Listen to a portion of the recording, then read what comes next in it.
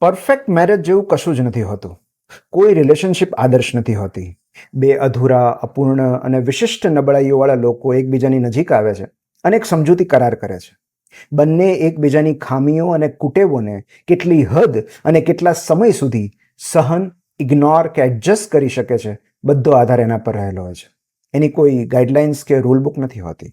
દરેકના થ્રેશોલ્ડ અલગ હોય છે. સમાધાન કે જતું કરવાના દરેકના ધોરણો પણ અલગ હોય છે. પણ એક વાત તો નક્કી છે, વધુ પડતા પરફેક્શનનો મોહ આપણા સંબંધમાં રહેલી વર્તમાન અપૂર્ણતાને અપ્રિય અને અસ્વીકાર્ય બનાવતો જાય છે.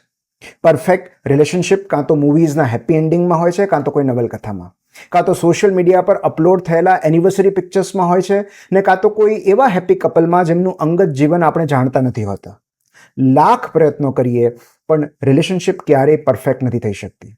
બસ એમાં એક જ વસ્તુ પરફેક્ટ થઈ શકે છે અને એ છે સમજૂતી.